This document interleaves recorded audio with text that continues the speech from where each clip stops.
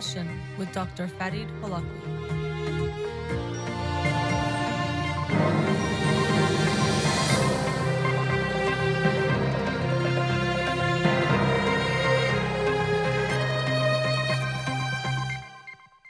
Good evening. Welcome to In Session. I'm your host, Dr. Farid Holakouee, and I'll be with you for the next hour here on Radio Hamra. Simultaneously on Instagram Live, so I won't be taking any calls today, but you can follow me on Twitter or Instagram or like my page on Facebook to get updates on the show or suggest topics or books for the program. And the shows are uploaded at the end of each week to my SoundCloud page and podcast on iTunes and Spotify. Let me get into the books of the week. The book for this week that I'll talk about on next Monday's show is The Deviance War by Eric Cervini. The Deviance War, the homosexual versus the United States of America. And so this gets into a legal battle that I think happened in the 50s between a man who was in the military and, even to say this word sounds funny, but accused of being homosexual. And then what happened as far as his legal battle, I've only looked at the book as far as on the surface, so I don't know much about it other than that. But looking forward to reading it and sharing it with you on next Monday's show. That's The Deviance War by Eric Cervini. The book of the week from last week that I'll talk about tonight, How to Be an Anti-Racist by Ibram X. Kendi. A fascinating book, really interesting, thought-provoking, and opened my eyes to a lot of things that I was not aware of,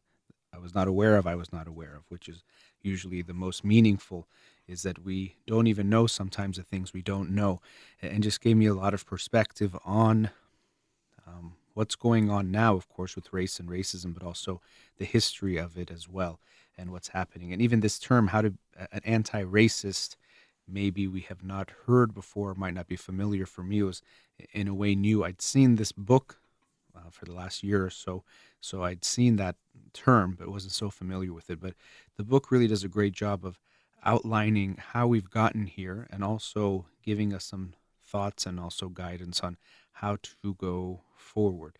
But I do want to share some of the author's words about this, because how to be an anti-racist, it's an interesting concept because we tend to think of either someone is racist or not racist, and people really try to make sure they come off as not racist. Most people do. But as he puts it, that's not enough, and that distinction isn't really what we should be looking for. So let me read you a little bit from the book. This is from page 9. So he says, what's the problem with being not racist? It is a claim that signifies neutrality. I am not a racist, but neither am I aggressively against racism. But there's no neutrality in the racism struggle. The opposite of racist isn't not racist. It is anti-racist. What's the difference? One endorses either the idea of a racial hierarchy as a racist or racial equality as an anti-racist. One either believes problems are rooted in groups of people as a racist, or locates the roots of problems in power and policies as an anti-racist. One either allows racial inequities to persevere as a racist, or confronts racial inequities as an anti-racist. There is no in-between safe space of not racist. The claim of not racist neutrality is a mask for racism. And so that gives you an idea of what he's talking about. And it makes sense when you think about it, that if you're seeing an injustice in the world, or if an injustice exists, you can't be just okay with that injustice being there. You either have to be for it or against it.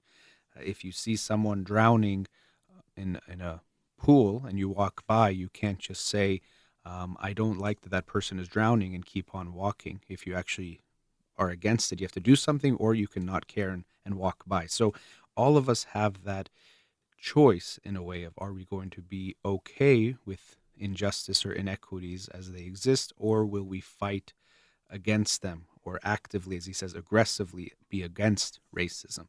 And then also, even this term, I am not a racist, it implies that being a racist or not racist is a label, or even anti-racist, but it's not that black and white, of course, in a way, pun intended, because of the topic. But let me read to you again from the book. It says, "The good news is that racist and anti-racist are not fixed identities. We can be a racist one minute and an anti-racist the next. What we say about race, what we do about race in each moment, determines what, not who we are."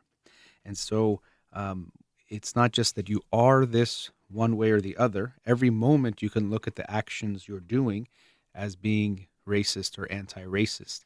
And so this also takes away the argument that some people will have, well, I can't be a racist because I have a black friend or a black even husband or wife, or I've done this for people of color. So how can I be racist? And so even those actions might not have been racist or maybe even were anti-racist, depending on what you did and your intentions. But now we're looking at what you're doing going forward, or what are you doing now? Every moment you can be racist or anti-racist. So in that way, it's a reminder that it's a continuous struggle and fight, that you can't just say, I've done my part, or I don't like this thing and that's it. Either you are allowing for an injustice to exist and being okay with it, inequities to exist, or you are fighting against them. There is no in between. And also, he says the word racist, it is not the worst word in the English language. It is not the equivalent of a slur. It is descriptive, and the only way to undo racism is to consistently identify it and describe it, and then dismantle it. The attempt to turn this usefully descriptive term into an almost unusable slur is, of course, designed to do the opposite, to freeze us into inaction. So we get so focused on, you can't even call me a racist because I'm not, and it's a slur. It's the worst thing you can call someone. And so that freezes us, that stops the action. And so if we try to get away from just labeling people as racist or not racist, and even ourselves, we could focus more on things like behaviors, actions, and as he brings up over and over again, policies that exist in our societies as racist or anti-racist, and to support those things. And again, ourselves, we should recognize you can't think you're done being not racist, or in this case, being, let's say, anti-racist. You can't say, I'm done because I've done this or that. Every moment, what you're doing, or even a statement you make, you can make a joke, let's say, or you might make a comment or a social commentary that you think is okay, or you think is even anti-racist, and then you reflect on it and you see that, you know what, maybe that was racist, that was supporting the status quo, or had some biases in it, or some assumptions that actually support racism. And so we have to be able to take a hard look at ourselves when we are looking at things like racism and anti-racism. We tend to think the problem is outside, and of course, a lot of work has to happen outside and much has to change. But we don't want to forget about ourselves in that equation, or to think that we're done looking at who we are, what we are. Continuously, we have to be striving to be anti racist and to be fighting injustices. We're never done or have earned some kind of credit because of things that we have done. It reminds me of, let's say, if you're a mother or a father. Of course, you love your child, but you can't say, I fed him and bathed him last week. I love him. How can you say I don't love him? I fed him last week. Well, of course, that's great that you fed him last week, but if your son or daughter is hungry now or needs to be bathed now and you don't do anything about it, you can't say I've earned credit from being loving towards my child. I don't have to do it anymore. So love is a verb that you continue to do. Similarly, if you're anti-racist, you are striving towards it. And I was thinking of this term being woke, where you hear people say, I am woke, meaning that I'm aware of what's going on, injustices that are going on, even like phrases to use, not use. I'm aware of all of those things. I'm woke, and I get it, and it's a concept that's been now around for, at least for me, I've heard for several years now. But to me, it's not this idea of being woke as in you're done. It's woke, or we should strive to be continually awakening. We are always have to learn about what's going on. You might think you understand injustice, but you don't fully understand it. Or you might think you know about all the types of injustice, but are completely unaware of a way you are being racist or discriminating in some way. So we can't think we're done being woke because you understand some things. Even if you think you really understand everything now, things are constantly changing and our understandings are changing. And that was an interesting thing about this book and the way that it was written. So Ibram X. Kendi, at the beginning, he introduces some of these concepts and terms about race and racism and anti-racism. But then you see him go through his own struggle, or I think struggle could be a good word, in understanding himself, understanding race and racism, and also ways that he himself was racist in different ways, or was not aware of how he was judging certain people or discriminating or forgetting about certain people when it comes to even the fight to overcome racial inequities and inequality. We can sometimes forget certain groups, and I'll get into that. So it was an interesting exploration to see him share his own struggle, which I think was interesting both because it made it more of a story, or you followed someone's life story, which is makes it more interesting and fascinating to see him go through that. But I also found that this was a great way to make the argument that we all have to be looking within ourselves, because here he is. So if you're reading the book, you think he's the expert on this. He knows it. He's so good. He doesn't make mistakes. He hasn't made mistakes. But you see him throughout the book sharing in a very vulnerable and genuine way things he has went through, and realizing, you know what, I was forgetting about, for example, um, women as much as I was men, or sexuality. I was not aware of the intersectionality, a term that I might address later on, where people might be black but also gay or transgender, and that might be a different experience than someone who is um, just a black male heterosexual. That can be a very different experience.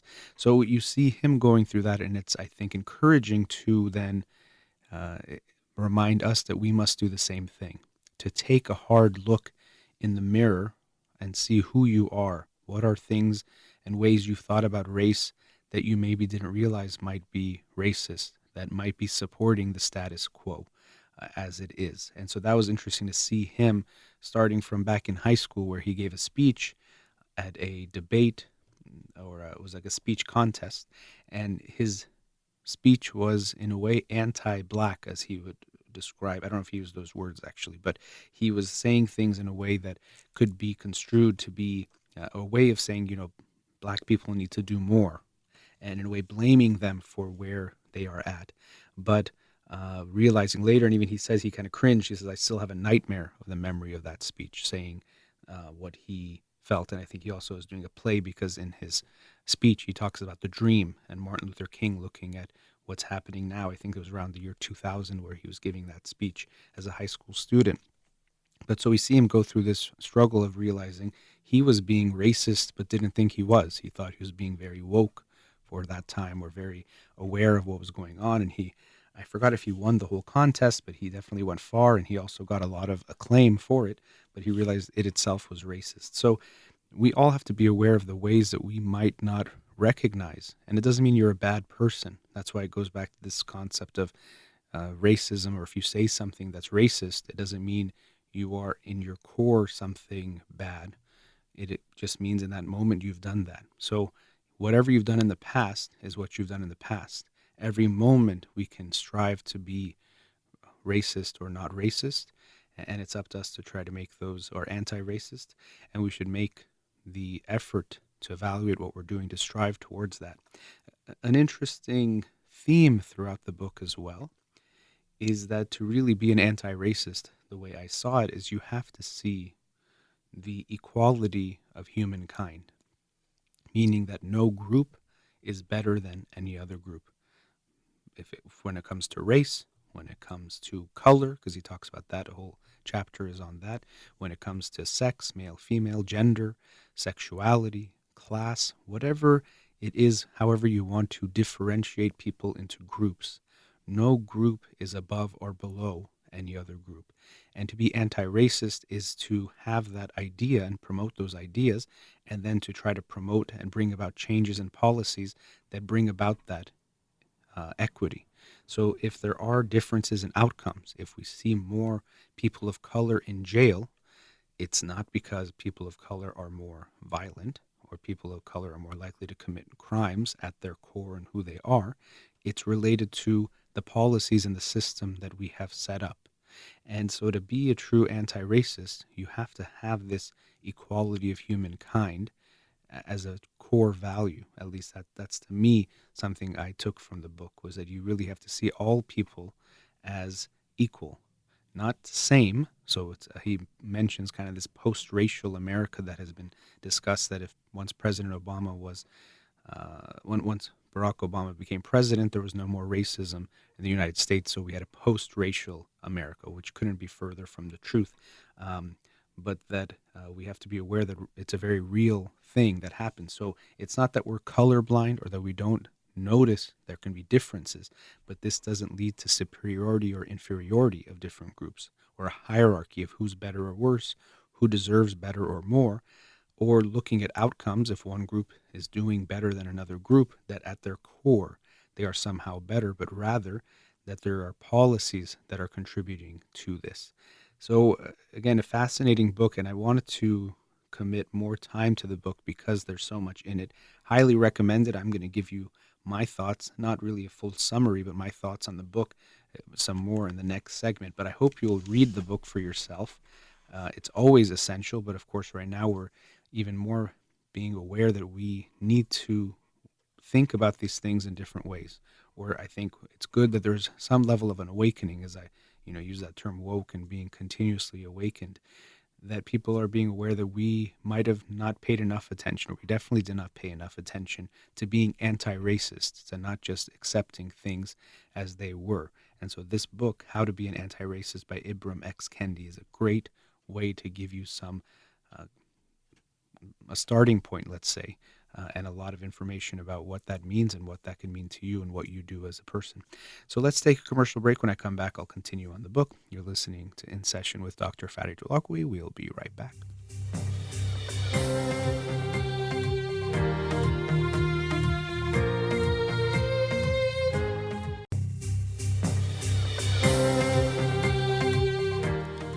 Welcome back. I'm discussing the book How to Be an Anti-Racist by Ibram X.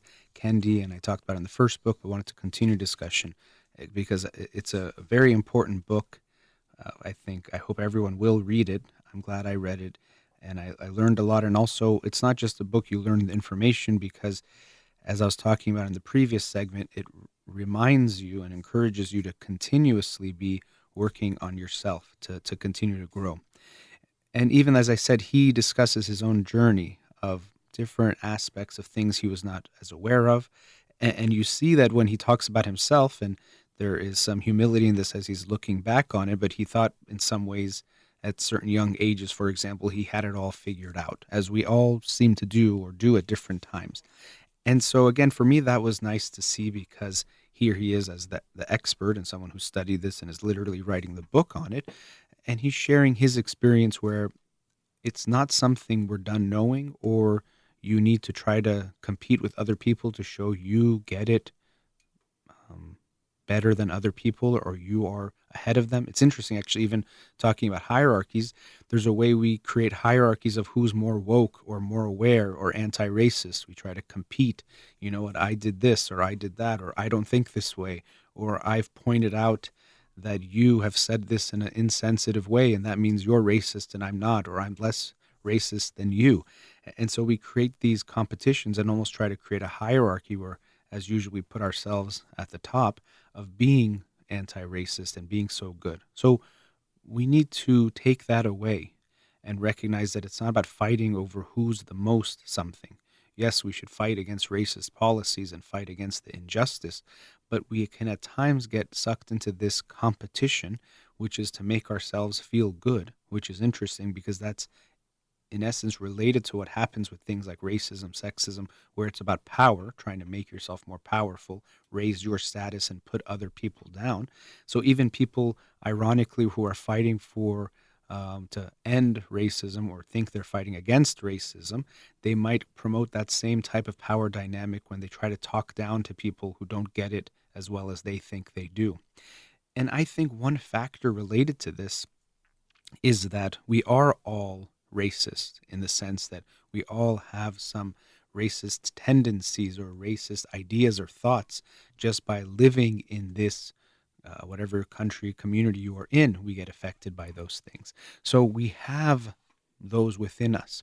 And I think what we do is, because we have them and we don't like them, we do something we can call either projection or reaction formation, or we look for it in other people to tear them down for having that same quality we have. You maybe have heard this before, that people tend to hate things in other people that they themselves have. So if you are a dishonest person or someone who can say a lot of lies, you might say, "Oh, I hate liars. It's the worst thing." And they might be very explicit about how much they hate liars because they themselves have a dishonest track in them, and they know that, and they don't like it, and they don't want to face it. And so similarly, rather than facing what might be within ourselves that might be racist or whatever else concept we're talking about, rather than recognizing we might hold on to some beliefs, some thoughts, have some ideas, biases within ourselves, we'd rather focus on the other and judge them and put them down. And so we have to take a hard look in the mirror and recognize, I see what I'm doing, but I have to look at myself. Yes, I want to be aware and promote these anti-racist concepts and ideas and fight for the policies, but I also have to look at myself and who I am. And I'm not, just because I protested or I did this or I did that, no longer can I be racist, or can something I do be racist, or a joke I share, or whatever it might be. We have to continuously strive to be anti-racist, and also we have to look within ourselves. As I said in the book, he says the only way to undo racism is to consistently identify and describe it and then dismantle it. And that could be, of course, in society and the inequities and the policies that are promoting racism, but also within ourselves. You have to first identify it. You have to look within. You can't be afraid to acknowledge what is there.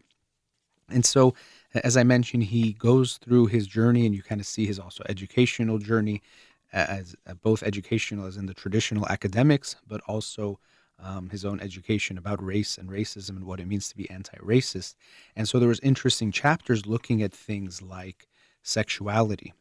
And so he realized he did not think so much about, for example, black homosexuals or transgender individuals. And he had a friend, I think it was in graduate school, that he then found out is homosexual, and the kind of moment of reflection and things that went through his head and how he realized he might judge that or look at that differently, and what he had to go through.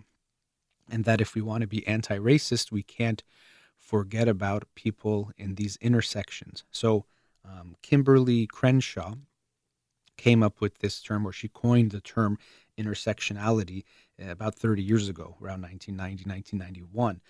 And so what that would look like as a concept is, there are some people, for example, who are black, and we think of that as one group, but you can also be a black woman. And so you have being black, which has its own experience, but then also being a woman, and then you're at that intersection when you're a black woman. And of course, we could look at this in more ways than one. For example, black trans woman, and that might be three things that might be there. But nonetheless, that there's these intersections. And so that's why I was very fortunate to be a part of the Pride and Black Lives Matter. They said all Black Lives Matter, which was to include that we're talking also about the LGBTQ community, that they don't get left behind in this Black Lives Matter movement. And so what people experience often, for example, women who were black, is that when they were in the movement for black rights, there was a sexism there at times. And when they were in feminist circles, there was racism there. So in either space, they were not fully accepted. So this is where this term intersectionality really becomes important, is that we recognize we tend to think of, for example, whatever group as one group. Just like if someone was fighting for Iranian rights, within Iranians, of course, there's men and women, and the sexism within our culture and our country. Also on top of that, for example, there are different groups. Afghans might be treated than Iranians who are in Iran. That might also add to it. So we see that there's these various levels and layers of ways of looking at these multiple identities that we might have. And so when we think of groups as one thing, we might not recognize that we're missing some people. And so even him, Ibram X. Kendi, recognized that he maybe didn't see the whole picture because he was not aware of the different groups and how they might have different experiences based on who they are, and that what he thought was that he was fighting for all black people, he might have been not thinking of everyone. And so that's something we have to think about. And this is why it's so challenging when we talk about being woke and being aware, is that if we look throughout history, very often we weren't even aware of people who were being oppressed or who didn't have equal rights, or we didn't even think they could or should have equal rights. Of course, we've seen that throughout history. But for example, people who are disabled, some of the, I forgot the disabilities, I shouldn't even say because I don't remember the title of the act in the United States, but I was alive when that passed. I think it was 1990 or 1991. This is fairly new, just like a lot of things in civil rights and things we're still seeing are new and fresh, which tells us what we're dealing with and fighting is not something old or something that doesn't exist anymore. But people might not have thought about the rights of disabled. And now, thankfully, we take it for granted that places should have, let's say, a ramp or access for people who might have disabilities. Or when you're watching a lot of these press conferences for coronavirus or whatever it might be, you'll see someone, a sign language interpreter. And it's okay. It doesn't take away from our experience, but it's very important that we're now including someone and some group of people who might not have been able to, let's say, access that. Accessible Disability Act, someone is writing that on Instagram. I'm not sure if that's what it's called, but thank you. But nonetheless, the legislations and the policies didn't pass till not that long ago. And then we realized there was groups of people we didn't recognize, we weren't recognizing. We weren't even aware of that. And even trans individuals, they are not new. I know for a lot of people it's new. It's not that people who are trans are new, but that people are talking about it more. Also, we're seeing them in the media. We are fighting for their rights. They were so afraid to come out. They still are under so much, even violence. They're one of the most likely groups to be experiencing violence, especially black trans women. And so we can understand they were afraid to be public, or maybe people didn't even think they deserved to be talked about and discussed and made equal. And so now we are actually recognizing that we didn't realize we were not seeing them. And so we have to, in this way, be vigilant. We can't think, you know what? I know about all the injustices. Right now in Yemen, I haven't even talked about it on my show yet. There's a horrible humanitarian crisis going on.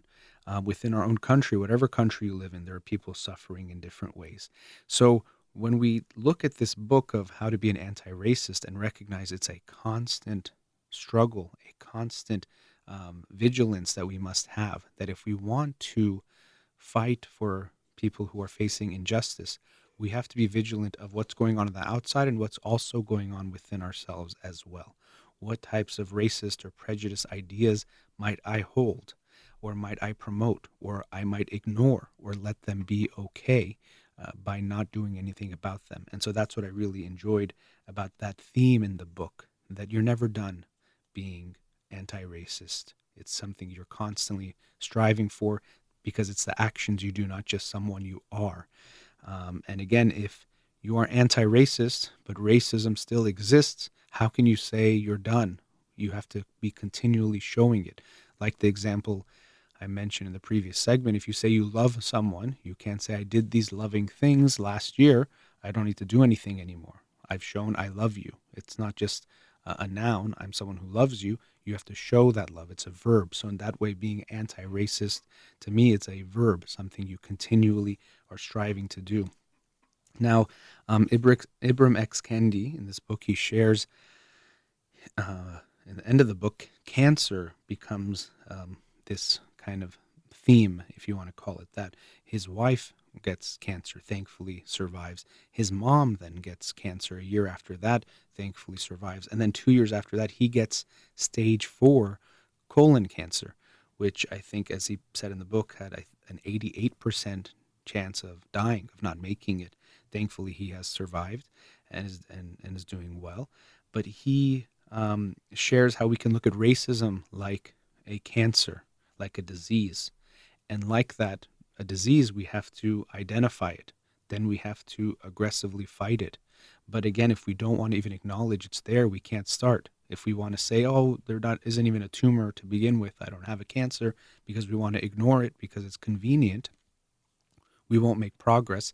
The cancer doesn't become any less real and doesn't become any less harmful, actually becomes more harmful and could eventually kill us. So as a society, we have this cancer, which is racism. And I've mentioned before that race is a social construct, meaning we created it. But what I learned and how he made sure to put it in this book was that it's not just a social construct, but it's a power construct.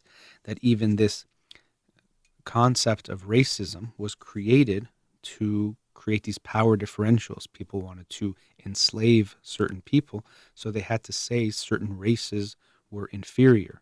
And if you look throughout the history, you will see that people were saying the people who they enslaved were beasts or animals or somehow less than human. And so it made sense. They were inferior. So it made sense. Even sometimes they were happy to be slaves. That's really the lengths they would go through. And so we always see throughout history, and we also saw this in Thomas Piketty's book, Capital and Ideology, that whenever there's injustice, as there always is, or inequalities, there's always an ideology to explain away that inequality. If people are poor, it's not because something unfair is happening. They're maybe lazy, or they don't work hard, or they don't know how to be wealthy. That's why they are poor. And so that way we get the peace of mind. Things are fair. If I'm doing well, it's because I worked hard, not because I have some kind of privilege or things are unfair. I get to feel good about myself because I've earned whatever I am. Anyone who's not doing well, they're suffering because they somehow aren't doing something right, or they're inferior, or whatever it might be. We find an ideology to justify the inequality, to justify the inequity. And that's what I loved about that theme throughout the book, is that we recognize all people are equal. There aren't better or worse. If some people are successful in whatever success way you want to measure it, it's because of policies and the ideas that are there, not because people are better or worse. And there's no hierarchy, no superiority and inferiority. So to be an anti-racist at our core, we have to have this ideology, or if you want to not call it ideology, but this belief and understanding that all human beings are equal. So that was, for me, interesting, because I say that a lot. Race is a social construct. I think it still is, but it's a racial or social construct that was created because of the power construct. We have slavery, for example. We have to explain it, so we create this thing, race, make it significant, make it the reason for why things are happening, to justify what we are doing, unfortunately. And so he talks about racism like a cancer. And so that means we have to find it, identify it, aggressively work on it. And then also on top of that, we have to keep being vigilant of it. Anyone who has had to survive cancer knows that you're not just done. Now for the rest of your life, you have to be mindful of it, aware, get regular checkups, sometimes even take a medication, whatever the case might be. But you have to make sure it doesn't come back. And so racism is not going to be an easy thing to solve, or it's something that's going to be done. We have to continue working on it, just like we continue to work on ourselves to be anti-racist. But that analogy was very powerful, that we have to look at it as this, first of all, also cancer, because it is so serious. It is actually taking lives, as cancer does. People die because of the racist policies that we have, but we also have to work towards it. We all have to work towards it.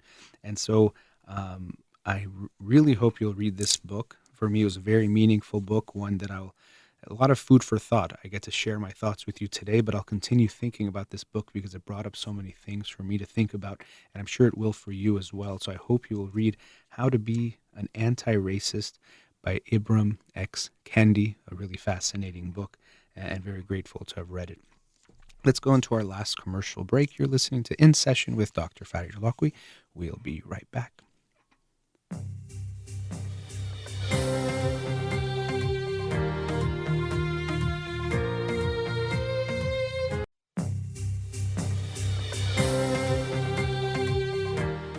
Welcome back.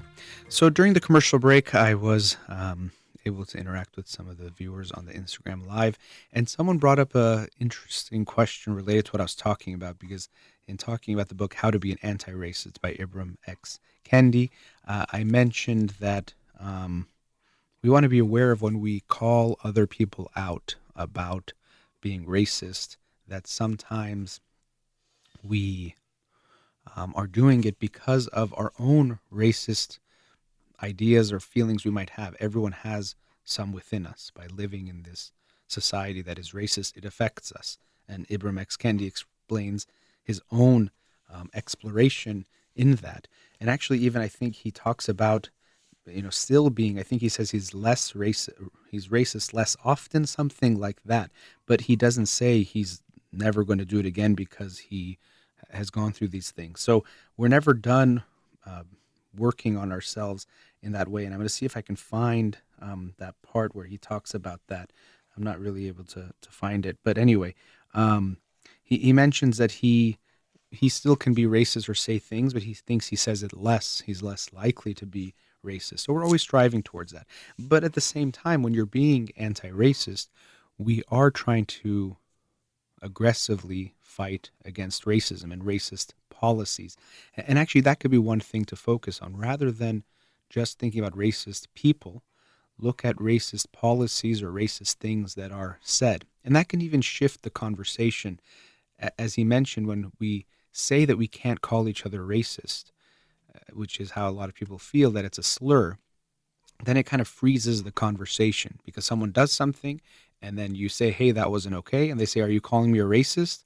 And a lot of times you feel like, well, I don't want to say that I'm calling them racist completely as a person and labeling them. What they did was not right. And then you might freeze. So rather than focusing on calling people racist, even we say, is that guy a racist or is she a racist? Or people will say this person is a racist. We can focus more on things like their actions, their behaviors as that behavior, that joke someone made. So, yes, if you're someone who holds even more strong racist beliefs, you're more likely, let's say, to make a racist joke, but probably everyone has made a joke that they didn't realize had some prejudice in it, or maybe they did realize. So it's having that awareness. So we don't want to not talk about things that are not okay. We have to. And as he says, if we really want to be an activist, you have to fight for policy change. And so even I talked about going to a protest. That's good. But does that mean much if it doesn't try to lead to action or doesn't try to make something happen? Or again, I can't just pat myself on the back and say, well, I did that, I'm done, and I've proven that I'm not racist, or I don't, I support this, so I don't have to do anything. I have to continuously be working on it and to try to bring about change. So we don't want to not be able to call each other out. I think there is sometimes the focus becomes just on calling people out rather than looking at what's happening. And I think that might detract from what is going on and what we are doing. So if you are an anti-racist, you are looking for it around you, not just because you want to call people out to say that was bad, you're not good, you're evil, you're this, you're that, but because you want to bring about change. And so you're looking more at what's happening in the world and the people that are suffering more than you are just trying to make that person feel bad. So to me, it's always about looking at your own intention. If I'm calling someone out for, let's say, saying something racist, doing something racist, or whatever the case may be, I have to always ask myself, why? What am I doing here? Okay, good. I'm trying to be anti-racist because I think that's important. I'm striving to be that way. And then even the how of what I'm doing. Why am I doing it this way? Why am I saying this? Why am I saying that? Why am I getting so mad at them? And I think a lot of people are trying to compete, as I mentioned before, about being more aware. And because I'm so anti-racist, I got more mad than other people because I see it more than other people. But that's not always going to be the case. It's not a proof of how much you care that you got more angry or more harsh or more mean in what you said. So we always want to strive towards doing more. And now people are asking even, how do we act anti-racist? And so um, that's a great question. And in the book, of course, it addresses a lot of different things, including that. And as I was saying, a big part of that is we have to try to bring about change. We have to do something that is bringing about policy change. And as he said, we can think about racist people, and sometimes we think that's how it works, but there's also the racist policies. There are racist politicians, or if we put it maybe a different way, politicians who create and support racist policies. And so we want to get those people out of office. But we also want to look at the racist policies that are there and how to bring about change towards them. And so the author, Ibram X. Kendi, has developed the Anti-Racist Research and Policy Center at American University. So he's fighting towards anti-racism by creating this, I guess it's an organization, but at American University, for how can we fight racism? What can we do to be anti-racist? And so, as I was saying, he uses that analogy of a cancer that we have to be vigilant. But I can tell you some of the things he talked about. So the first thing is admit racial inequity is a problem of bad policy, not bad people. So as I was saying again, it's not just focusing on racists specifically, but especially the bad policies. And again, that when people have different outcomes, if there's more crime in an area, that's more likely related or is related to the policy than what's going on. There's poverty in that area, there's more crime. The people aren't worse people. You put anyone or any group in more poverty, and those individuals, likely you're going to see more crime in that area. That's a very clear connection. It's not something that is unclear. It's very clear. And not only that, how we define crime is important, because he talked about, even in the book, white collar crime, things like fraud and different things that, let's say, banks might do, account for billions, hundreds of billions of dollars a year, the crimes they commit. But the things we think of as crime, like theft or burglary, might be a few $billion, pales in comparison to what's happening. But yet when we think of a high crime area, usually we're thinking of a poor area where certain types of crime happen. But we're not thinking of insurance fraud or embezzlement or some kind of, let's say, money laundering or whatever else kind of white collar type of crimes that might happen. So it shows how our mindset is set in a certain way. So as he puts it, we want to first admit, again, the first thing is we have to admit that racism is an issue. It doesn't mean we're saying you are a racist if you say that, but that racism is the issue. So he talks about different things that they want to do as part of this the organization, the Anti-Racist Research and Policy Center, and includes admitting, and then also things like investigate and cover the racist policies causing racial inequity. So again, that understanding that if we see these differences, these disparities, inequities, it's not because the people are better and worse, it's that the policies are unfair. And if you look at the United States, we see this, that when you see the differences in wealth and poverty in the United States between white and black people, I think it was something like 10 times the wealth, or the average household that's white compared to black households. That's telling us something. Now, you can try to justify what's going on. Some people will say, oh, okay, maybe it's that the white people are making better decisions and the black people are making bad decisions. That would be a racist idea to help support a racist policy or to justify it. That you are trying to somehow explain away the injustice that is going on in some way that makes sense. And we've seen that throughout history, and we still see it today. And it's such a shame that we blame people who are in poverty for being poor. It's a very common theme throughout history since we've had poverty, is to blame the poor people for being in their position rather than realizing there's unfair, unjust things going on, which is really sad. And so I would hope people have that mindset that people are equal, that if we give everyone equal opportunities, we will see closer to equal outcomes. I say closer because not everyone is exactly the same, but these huge disparities that we see are the result of racist policies. And that's something that we have to be aware of.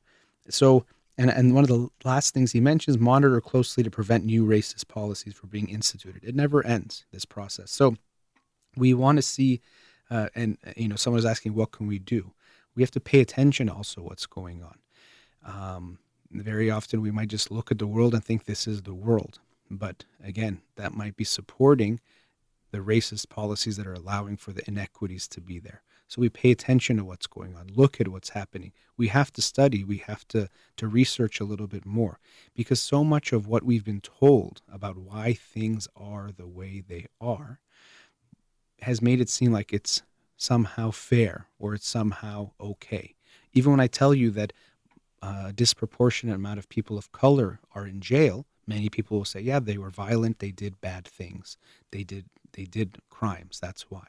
But a book I'll be reading soon called The New Jim Crow by Michelle Alexander shows that things, for example, like drug use are essentially equal between blacks and whites, but way more blacks are in jail for drug related offenses compared to whites. And so then people will say, well, maybe it's because they were doing more violent things related to the drugs. And that isn't the case when you look at the statistics, too. So we have to challenge some of the notions and the beliefs that we have. It takes work to be an anti racist, to fight for justice. I mean, there's that word fight in it. It means it's not going to be easy. It doesn't just come if you relax and just take it easy. We have to work hard.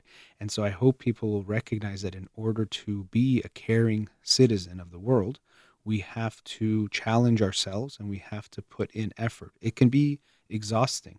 And then we have to try to remind ourselves that you might be tired from trying to do some work in this way, but people are suffering. So you might think it's exhausting. Imagine what it's like to be suffering. And that can be a good reminder of what people are going through and that we want to continue being mindful of what's happening.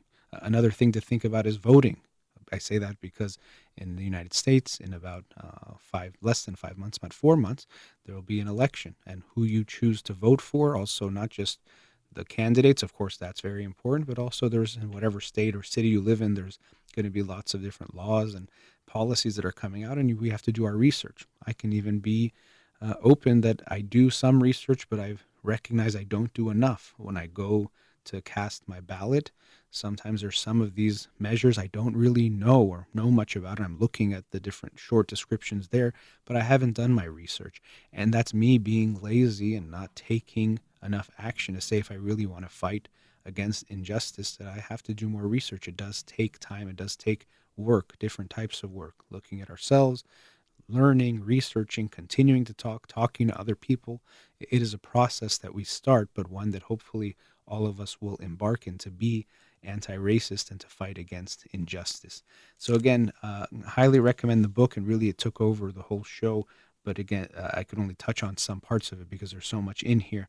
How to Be an Anti-Racist by Ibram X. Kendi. I really hope you will read that book. It was a very meaningful book for me.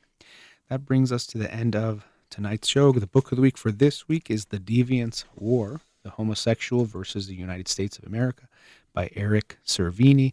Looking forward to reading that this week and sharing it with you on next Monday's show. All right, a big thank you to Amir here in the studio, who's always helping me out here on Monday nights. You've been listening to In Session with Dr. Farid Holakouee. Have a wonderful night.